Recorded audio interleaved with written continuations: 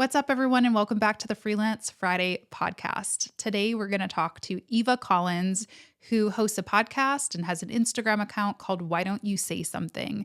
And Eva followed me a while back, and I was like, okay, what's this all about? I started digging through, and I really fell in love with her story. I listened to the first episode of her podcast where she talked about how she had been kind of burned out on the coaching industry. She was working as a coach previously and had also spent thousands of dollars on coaching herself, only to realize that a lot of the industry is unregulated. There were a lot of, frankly, pretty predatory coaches out there and experiences out there. And she wanted to just start talking about it, start raising awareness about what the industry was really like and teaching people how they can market and sell coaching ethically.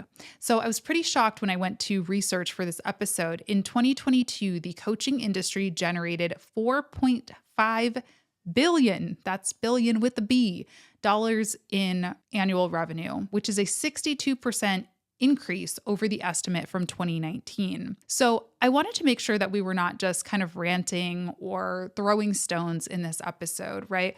I do coaching. Eva has done coaching, and I am certainly not a perfect person. I just am going to put that out there and get ahead of that. What I wanted to come out of this conversation with Eva was a productive one. I wanted to learn what I could do better, what those of you who are listening and watching could do better, and also what those of us who want to hire coaches or engage in online education in the future should be looking out for. And I really hope that it is helpful and also enjoyable. It was a really fun chat. Thank you so much for listening, as always, with an open mind. I appreciate you, and let's hop into the episode. Welcome, Eva. Eva Collins is here from the Instagram and podcast Why Don't You Say Something? Why don't you say something about who you are? What do you do? Why did you start this brand? What's it all about? Yes. Well, thanks so much for having me. I've been in the online coaching and online business industry for probably the past 7 or 8 years. And a couple years ago, I feel like I fell into some kind of scammy type of stuff, just some more cheesy marketing. And so it made me step away from a lot of things. And I started an account speaking up about some of the unethical or questionable things that I was seeing online. And it resonated with a lot of people. And so now we've been talking about it. And I really hope that the account can also bring to light how people can do normal business and do great work online. Yeah, yeah. When did that sort of wake up call happen, or when did you start realizing you were part of that system? So originally I started as a yoga teacher and I would promote my workshops or try and teach a class online. And then I became a certified health coach and I was health coaching with people, and it was very like chill, one session here or there and that kind of stuff. And then through there, I started doing social media marketing, and I would also do a little bit of web design because friends or other yoga teachers would be like, how do I do this? So I was Yeah. in the like coaching and service based world, and then got into digital marketing as well because, as we all know, hey, great, you want to put your stuff out there online. And in the beginning of the pandemic, at that time, I had been really active in business coaching. So I was actually working for like some big names in the industry where I was taught by them, taught how to coach, taught how Mm. to coach people in online business. And I learned a lot of really amazing stuff. I mean, amazing, cool, great things. And I also felt like I was guided to do things that felt like, "Ooh, I really don't want to do that," or "Do I really have to say that?" And so I fell into thinking, well, that's just marketing. So Mm. in the pandemic, the beginning of the pandemic, I was super busy as a Mhm. online business coach because everybody went online and it was just insanity with everybody needing to go online. And I had fantastic, very legit clients as well, like therapists who have to deliver something like by law and by the grants that they received. So they're moving their classes on a group Zoom or a Yep. course that they're creating. So it was really fantastic and I was busy. And at some point, I don't know if I like lost my mind or what I thought was going on, but I fell into thinking, you know, I don't want to do as many systems. I don't want to do as much hard work. I just kind of want to lean Yeah. back and be this course creator that's gonna, I don't know, like lay in bed or just be abundant. And so I laugh Mm, about that, but I did kind of get delusional at one point a little bit and fall yeah. into that. So it was a mixture of things of like being really busy, also feeling like I was learning some bad stuff, and then further going into this realm where it was like, what am I doing? What's happening? It is. It's so you hear this as kind of like this entrepreneurial ideal, and I still get it. I still feel this pressure of like, "Oh, you do this by hand or you type in this spreadsheet Yeah. yourself or you don't do this." And I'm like, I don't mind. It's like not that hard. But also, you can like things. Like I actually really like Hmm. working with people one-on-one. There are things that I know I could turn into a course and do like this big group thing or but I'm like, I think the impact's bigger maybe when I'm working hands-on with a client or I just like it. It's just fun. I think that's really important to keep your own ideals and your own goals and morals at the forefront and Yeah, values because it's like I really don't want to just lay on the beach all day, to be honest. Not for totally. 365 days a year. Yeah, and it's funny, one of the things that I will laugh about sometimes is some of the business coaches or marketing out there that is basically like, "Oh, that's peasant work to be like doing anything." Like, how dare you Yes. respond to an email or have to actually create content for a client. It's just so weird. Like, ugh, that's for like lowly people.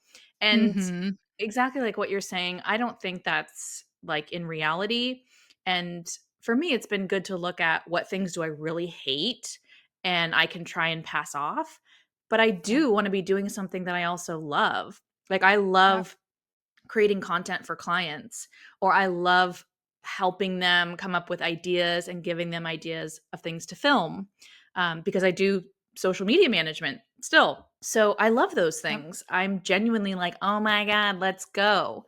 For sure. Also have to quick shout out, which I forget if we mentioned when I talked to you, but I was following you and was originally following you because I have some of your courses. So, like, I think 2 years ago when I hadn't done social media management in a while and a client reached out, and I mean, your work is great and amazing. And I bought, there was one thing that was so helpful was all of the, I think it's like the templates or the Yeah, the paperwork. toolbox. Yeah, the toolbox. Yes. Exactly. People love that.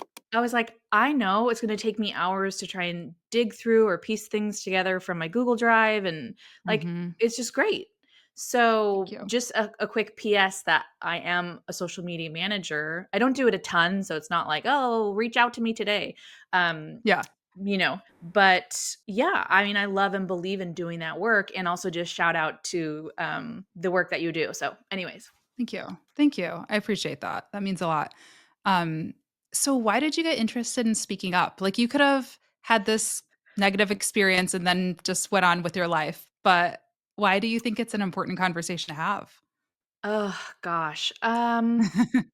Ooh, so many reasons, but I started to talk to so many different friends in business who had been influenced in the same way that I had, who were starting to get into like mindset coaching only or all of these things that are not tangible or real to me.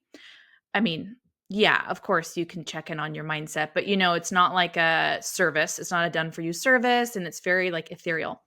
So, Yeah. so many of my friends in the online business world who were in that kind of weird space as well were not successful. They were not doing well. It was like I was hearing from so many different friends or people who had been successful saying that they were struggling and wondering what was wrong with them. And there had just been so many experiences like that, and or so much BS that I had seen online that I just felt fed up. I also purchased a course that was like, oh my God, I think it was like $2,000.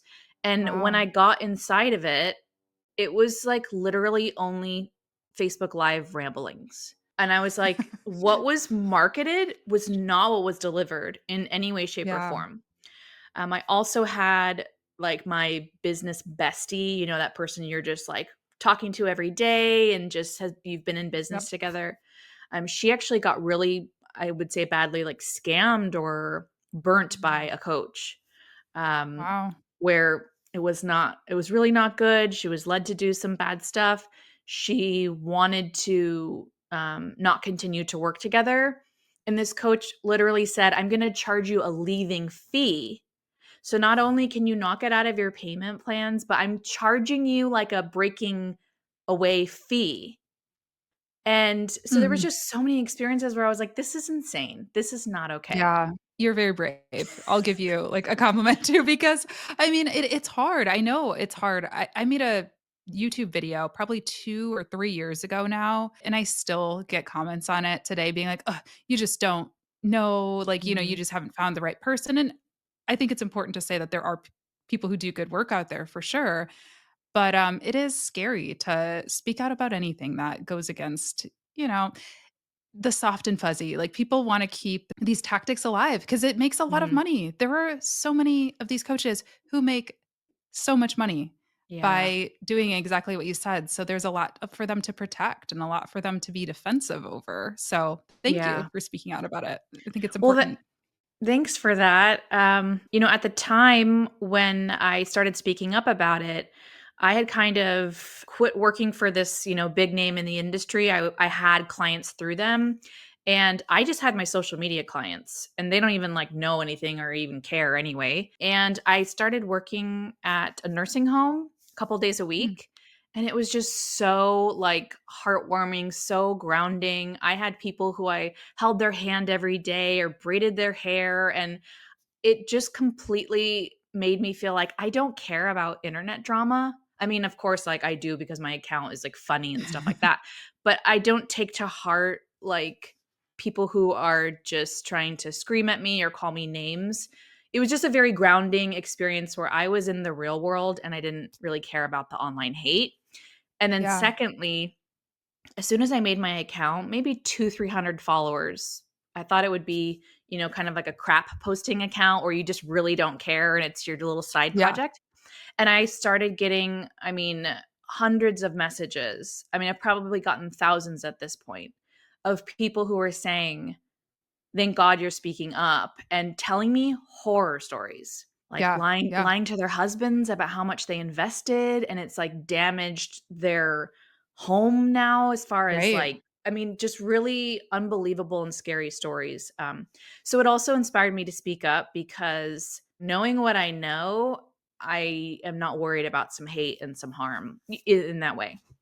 Mhm, mhm. So yeah. For sure, for sure. What did you learn from your experience that maybe people can take away from when they're looking to invest in a program or a coach? Because I mean, I guess I don't want to speak for you. I guess I'll say I still think there are good folks out there. As you Hmm. mentioned, like you took a course and I'm sure I'm not the only one that you found helpful. So how do you vet Yeah. these things, and make sure that you're not going to fall prey to one of these scams? Yeah. It's funny because of course I have come across as like a hater or been heavily critiquing coaching and the course world. But I that is because I love and I am obsessed with online courses. I love online business. I love coaching in an actual real trained good way. Yeah. I recently just finished another training where I'll be a nationally board certified health coach. And then I'm Cool. looking at becoming an ICF certified coach, which is like the highest, standard. And, Yep. anyways, I love online business. And so it's not that they're all horrible. There's fantastic stuff out there. Exactly. Like I purchased your course. It was so well priced and I got just what I needed and it did, excel me further and exactly. So one thing that's good, which I'll list a couple points from, is the FTC has guidelines on some of these things now. A couple years ago, they said, "Hey, we're putting the feelers out about what has been people's experience with kind of weird online business offerings or coaches." Also, like real estate kind of scammy stuff is big. Like, Mm, come to this real estate seminar, and then I don't know. There's all these levels. So yes. I know nothing about that, but the FTC, the Federal Trade Commission, has some guidelines that they've put out now based upon their experiences and then the fraud that people are reporting. Some of the things that I learned, and this is also their big points, but to be wary of huge income claims. So Mm, whether it is the marketing you're doing, not to be shouting from the rooftops about income claims, and then okay. as a buyer, not wanting to sign up for something because you think you're going to make some huge return. That's a Yep. big one. Yeah. And you see that all the time, you know. Mhm. I mean, when I first started, it was like the six-figure year, and then it became now it's like six-figure month. I'm like, Yes. first of all, what? But even as deep as like getting into the nitty-gritty of the numbers of like this is exactly how much I made. And you Yeah. can get that too if you follow this system. Like you can't do that, or in my Mhm. opinion, you shouldn't be doing that. I don't think it's helpful. I am very open at the same Mhm. time. Like if somebody wants to work with me and we're having a conversation and they genuinely ask me like how much do you make or what is the earning potential? I'm honest about it. Like Mhm. I'm happy to answer people's questions because I also think that is important. Like when you're hiring a coach and they might say, "Oh, I made $1 million last year." But I spent, 900,000 in Facebook ads. That's important to know, right? Yeah, But I think being honest about a question from somebody who is looking to hire you is different from leading and using that as advertising. That's my 2 cents completely. on it. Mhm. Yeah, because as the buyer, you kind of lose track of what you're even buying, and you're only looking at, well, of course, I'd want that much money, rather Yeah. than, is this the right fit in a lot of ways? Do I have the skills to do this? What would I even be selling? You just kind of go a bit blind to, well, sure, I want to make 10,000 a month, and all I have to do is follow this proven system. Yep. So it's totally fine to talk about, like, let's say literally social media. This is the average of packages that people charge as social media Yeah. managers, right? You're like, no, no, Yeah. no, no, 200-300 thing anymore. You can Yep. have these levels, and then up to a couple thousand for if you're managing all their stuff.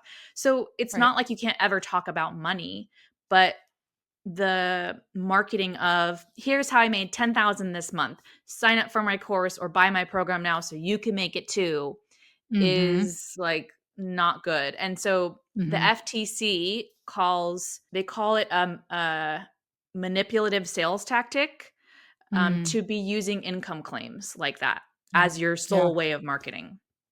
So yeah. Yeah. Along the same lines of what you were mentioning is one of the things that I've learned, and also one of the things that the FTC talks about, is being wary of, like, when things start to become MLM or pyramid schemey. And I Mhm. think that's happening more and more in the coaching and online course world. Yes. So the FTC talks about being weary of, are they teaching you to turn around and recruit people as well? Mm. So, is it a course on how to be a plumber and have better plumbing skills? Or is it a Right. course on, like, you're supposed to turn around and enroll more plumbers? You can teach them this class and start enrolling more plumbers into the program. Right. Right. Like, where does it turn from, we're helping you get the skills or the knowledge to provide a better service, Right. to you're also going to turn around and enroll people? So, Mhm. if it is a social media program, I'm going to turn around and say, "Hey, I saw your listing that you need a social media manager. I can Right. do that service." I'm not turning around to social media managers and trying to teach them or coach them. I think a lot of people struggle with this one because there's this kind of culture of like posting for each other and a bunch of social media managers talking to each other, which, like, don't get me wrong, it's great to have community. So I'm never like, don't do that. But I'm like, but that's not who's going to be paying you. But I think sometimes becomes this like self fulfilling thing where it's like, well, you've built up this platform now of other social media managers Mhm. and then it's like, well, what do I sell them? I get my clients from LinkedIn. That's where the Mhm. corporate clients, the corporate money is. It's on LinkedIn or like Upwork. I got my first jobs on Upwork. I didn't even really post on Instagram, Yeah. until I, like, already had a business that was running. Yeah. Obviously there's industries and stuff that are on Instagram, but knowing your audience, I think, is really Mhm. important. And so I guess that's what I'll add to that is I think it's really important that we know who we're really trying to reach and like speak to those people, try to avoid kind of building these communities that turn into like, well, I guess I have to sell something now. And I Yeah. guess I'm going to be selling it to my peers and teaching them how to do this whole MLM type thing. It's interesting. Mhm. Yeah, it's a really good point, and that's really true about how social media managers it's like they love social media, so they're on there and they're posting, but then they kind of are maybe posting social media manager humor or how they're doing their day as a social media manager, and it's like, but honestly, you could get great clients by saying, "Oh, someone has a thriving business, but your social media is horrible and you haven't posted Right. in a year." They're not really on social media. If they were doing it Yep. well, then, like, you know what I mean? Exactly. Like, Exactly. most of the clients I found, they don't even look at their messages or know how to use the app, which is why they're Yes. gonna pay me to do it. So, totally, it can really be the same way in the coaching world where they're Yeah. talking about their coaching, but, Yep. like, for me, let's say as a health coach, I'm not speaking to other health coaches or talking about Right. my business. I'm speaking to the people who need help in a certain area. So, yeah, it's a really good point. Yeah, yeah, and it's challenging because I think we live in this very, like, instant gratification culture, and I always say there's this difference between, optics and outcomes, like, Mm, if I post a social media manager meme, and I'm a brand new social media like, that's gonna do so much better than if I post update my LinkedIn profile or post a yeah, LinkedIn post to my 5 connections. And so I think there's this temptation to just do what's popular or do what yeah, is going to get likes, but it's like likes don't pay the bills and mhm, you might be reaching the wrong people. So trying to be intentional with that stuff is important. And obviously like just to clarify by me saying this, clearly I'm like such a hypocrite cuz that's a lot what my business is about. I have a podcast. I talk about this world. And so I'm not by no means saying like you're not allowed to do that. But I also like I built a business first. Like I totally, worked with real clients first before I kind of started trying to yeah, create this community. So yeah, right, it's like there's a huge difference between, I mean, I'm being, like, dramatic, but you've heard of master resale rights, which is all the rage in yes. okay, if I anyone actually doesn't wanted to ask you know. about that. Yeah. Yeah, I actually barely know about it, but I know the gist. For anyone who's not familiar, it's a program, I think it's $500 for a course that you can actually turn and just sell that course.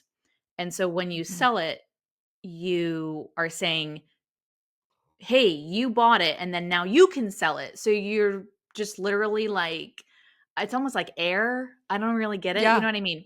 So it's a huge difference between, "Oh, wait a minute. You just bought this program, so now I should buy it from you," Mhm. which makes them successful that they are a course seller.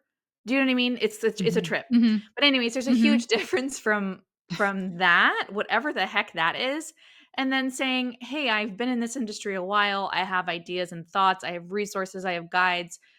I love that. And so I'm a Yeah. hypocrite myself too, that I'm talking about ways we can do better in online business or saying, "Oh my gosh, being a holistic practitioner or like health coach or yoga teacher or coach for 8 years, I've Mhm. come to think of things that are going to help you in business or guides, guidelines, things that I wish I had known." So Yeah. it's not like black and white. It's a huge difference between like, wait a minute, the people who decided they were some kind of teacher in a month and now their whole business is on recruiting that. And the other thing that I think makes somebody so legit is like you're still active in the business. You have Yeah. social media clients or you have your pulse on the industry Yeah. versus like it just kind of gets weird where someone's focus is only on recruiting people. So, yeah. For sure, for sure. And like that's my advice too is like ask. Again, that's why I said I'm transparent and open if Mhm. somebody is like, "Hey, I'm interested in taking your course or can you work with me one-on-one? What is your job history like? Where did you work before working for Yeah. yourself? Who were some of your clients? Like, I'm open about all of that stuff. And so I encourage people to ask those questions too. Because if there's a coach who can teach you how to become a social media manager and they haven't actually had any clients, or Mhm. maybe they've had one and it was their cousin and they've been doing it for 2 months, you know, use your best judgment. That's all I'm going to say. Yeah, absolutely. So when we were talking about what are the things that I have come to learn and then slash what is the FTC saying, staying away from the income claims, staying away from like turning around and recruiting other people. One thing I think that is great to do, fantastic to do, is offer something that has like a clear, tangible, measurable outcome. You're going to get the tools to be a social media manager, or you are going to take a yoga teacher training, versus this is a course about expansion and love and freedom. And so it's like, Yeah. what is that? That's coaching. What is that? I don't know what that is or even what I'm going to do. So Yeah. that's another tidbit that I love to look at. There is a part of that that does feel really predatory to me as well. I mean, all of the stuff we've been talking about feels predatory, but I think especially that like feel good, get happy thing, Mm, because it's starting to kind of feel like there might be some other void that you're looking to fill. And in which case, I'm going to say maybe I have a therapist. There's no shame mhm. in having a therapist. Like maybe that's a great solution for it. Maybe there is something else going on in your world where you maybe don't feel like you have the personal or family support or whatever. And I feel like the mindset coaching in particular really attracts that. And it kind of scares me because I think, Yeah.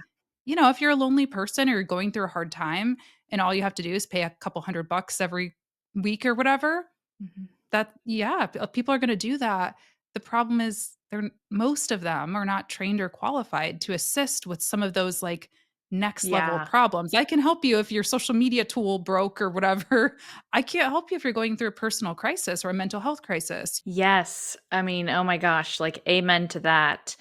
One of the other points, like what you're hitting on, is people staying within their scope of practice. I mean, so, as a social media manager, scope creep, where you're doing Yeah. someone's social media and they're like, hi, can we hop on the phone on Friday? And I want to write out my whole email list Yep. ideas and we're going to brainstorm together. And then I need you to tweak my website. So that is like scope creep, where you're like, no, ma'am, that's not included in this. And if you do want to do that, if I offer it, this is the price.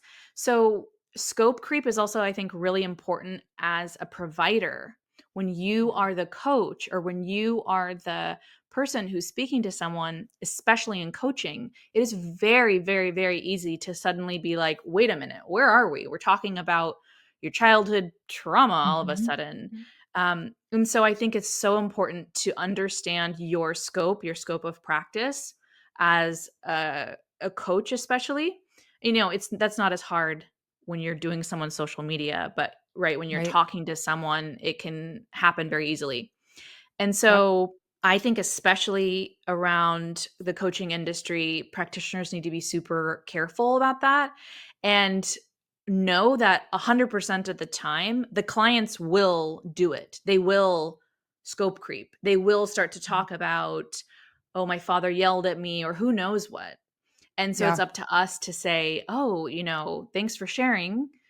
Mhm. That's totally not, up my alley, or something that I'm not the best person to support you around that. But, have you thought about talking to this person or hiring that person? So Right. absolutely. And I think it does get so creepy in the mindset coaching world. And I'm saying that as a former quote mindset coach, Mhm. where Mhm.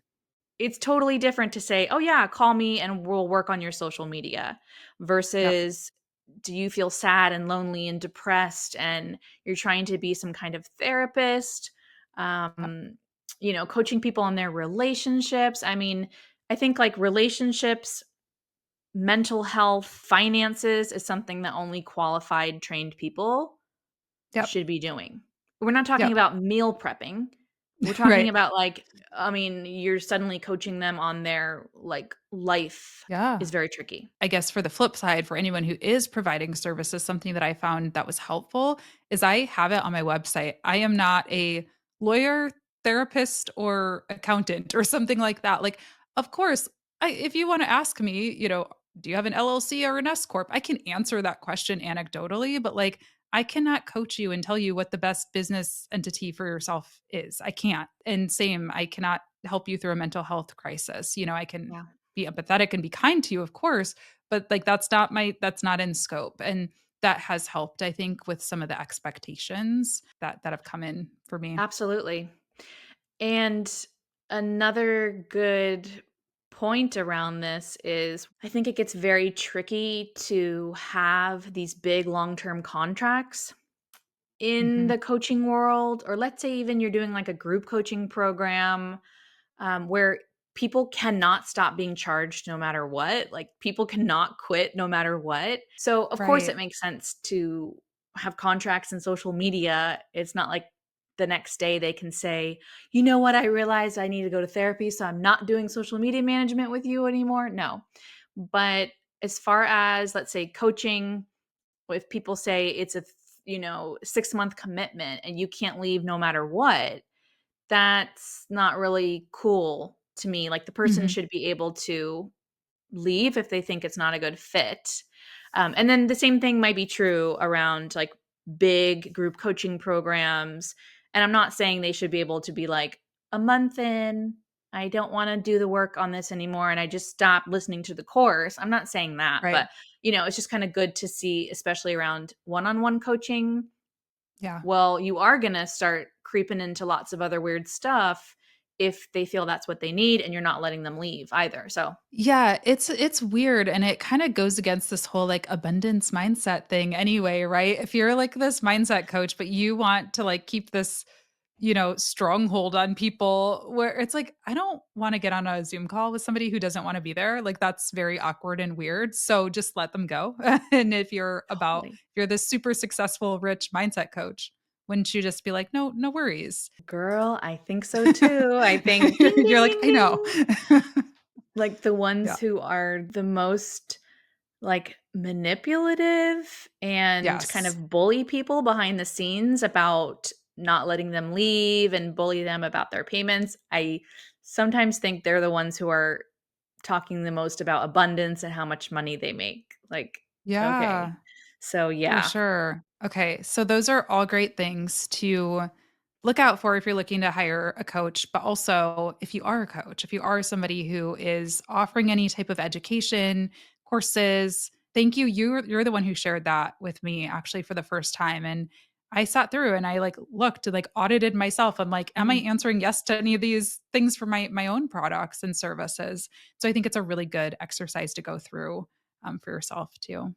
Yeah, especially because there's so many people who are doing great work out there, and Mhm. the industry's not going anywhere. And unfortunately, because it's not regulated, it's the Wild West, and there are people who are just doing the most wild, outrageous things. So I think it is Mhm. good to audit yourself, even in a way of saying, "Oh, because people can be weary, and because it's the Wild West, how can I make sure that I'm differentiating myself and saying like, no way am I doing any of that weird stuff," right? Yep. Like, because we can also fall into it easily without even thinking of it because we see everybody doing it or we think it's normal. And so, yeah, it's just good to check in and just see like what is also an actual match for your values and how you want to present your business out there. So, yeah. Yeah. Yeah. And this is something that you are now teaching, right? I know that Yeah. you are doing like a kind of a I don't know what you're calling it, a course or a session or work Yeah. What am tell us about it. Totally. So at the moment, I'm doing a 5-week live class where it's held on Zoom and we're talking about a specific topic, maybe pricing or how to not use pain points in marketing. So I'm teaching Yeah. on a topic and sharing my thoughts and things that we can do. And then we also open it up to, hey, you can just do a share, talk about what you've been experiencing, or also ask for questions and feedback around your work, and not just from me but from the group if there's other people who they want to connect with.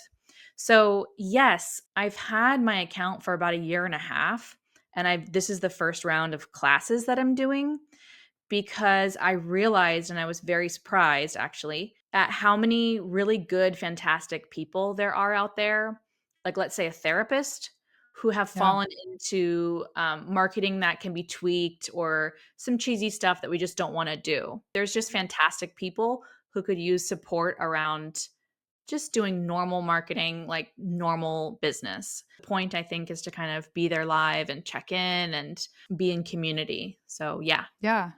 I love that. I also want to add on just I'm not the FTC, but adding adding on to your list of bullet points from the FTC, that's something that I look for too when I am looking to invest in something, a course, a program, is I think having some access to other people, the instructor. I think it's not necessary and it doesn't make sense for every product. Like you mentioned, the toolbox, it's templates. Like that's what you bought. It doesn't make sense for me to like handhold everyone through it.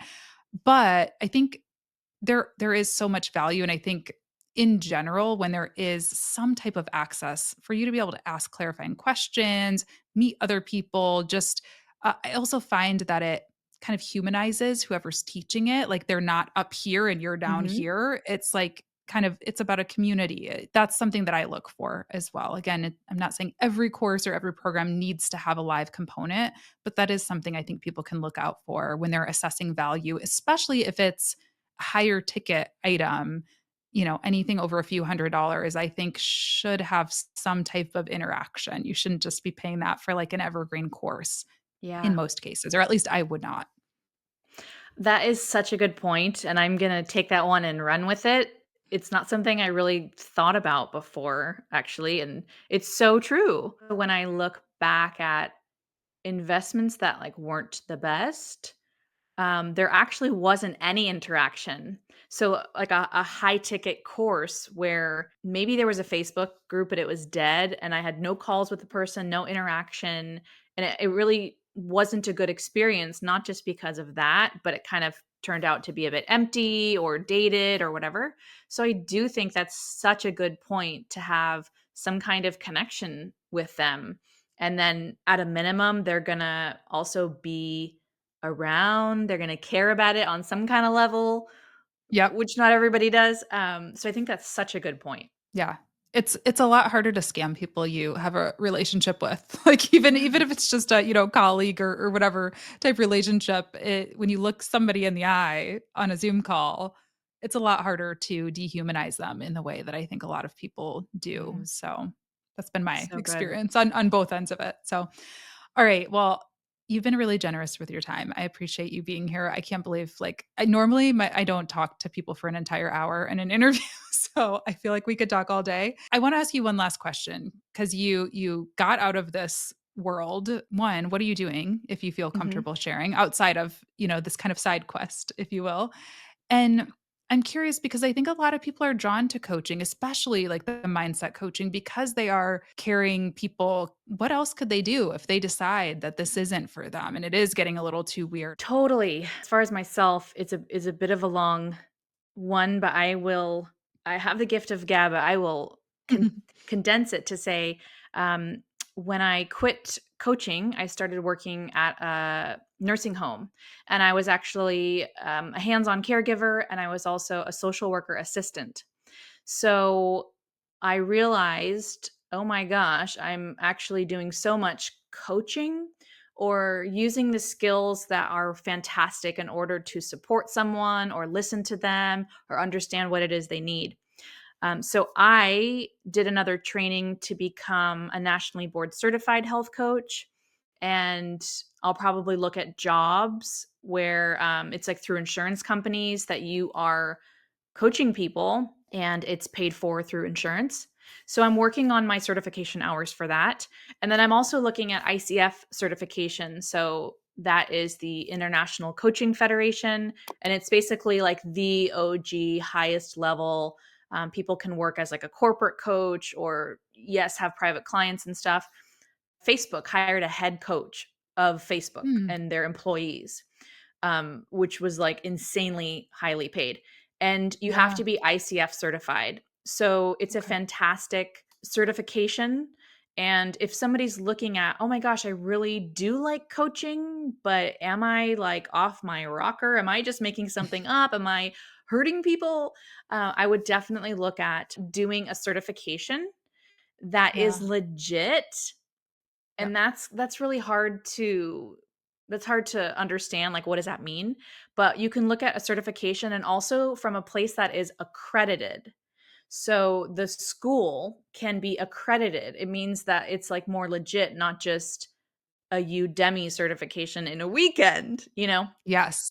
Yes. So I would absolutely, absolutely, absolutely look at getting a certification at the bare minimum, as well as looking at ICF or these higher level, certifications. So there are like jobs that people can do, especially like as a professional coach when you have certain certifications. I mean, like ICF at a minimum just to train is like a year plus like Yeah. 200 hours plus peer reviewed mentorship. I mean, it's not like a joke. Yeah, as far as me, I mean, I am in this weird place where it's like I do love coaching and I do basically I have like ask me anything sessions where people will talk to me about their business and it's like one session, it's one off. And Yeah. they can book more, but I'm not tying them into something creepy. Yep.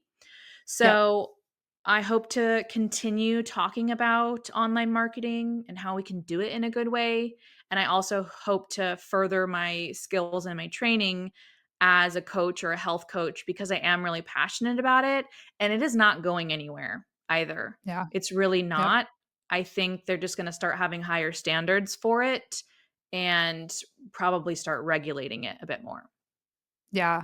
Actually, my last question is, have you seen Tinder Swindler, the Netflix documentary? Yes. And did you watch till the end where it says he's now working as a business coach? Yes. Right? I feel like there's been some good content lately about there's also like that Twin Flames one. Yeah, good stuff coming out about it. And I think that's just a signal that to your point, like some of this stuff probably will hopefully get regulated. I want it to exist as well. It's helped me so much. But I think maybe some of those weirdos will get weeded out eventually. We can hope. Yes.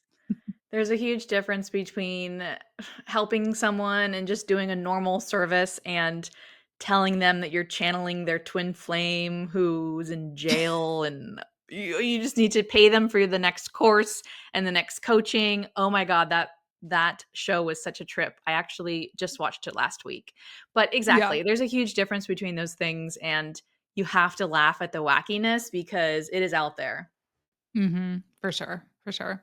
Well, Yeah. thank you so much for being here. Where can people find you? I'll leave it down below, of course. Anyone Yes, listening. thank you for having me so much. I have an Instagram, which is called Why Don't You Say Something?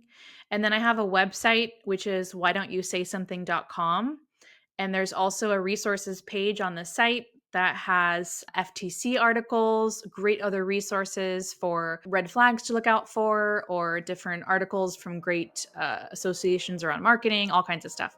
So the Instagram and the website. Awesome. Cool. And I'll link your class if it's still up in the show notes as well for people to check out. Thank you so much for being Awesome. here, Eva. Appreciate Thank it. you. Thank you so much for having me. Bye, Of everybody. course.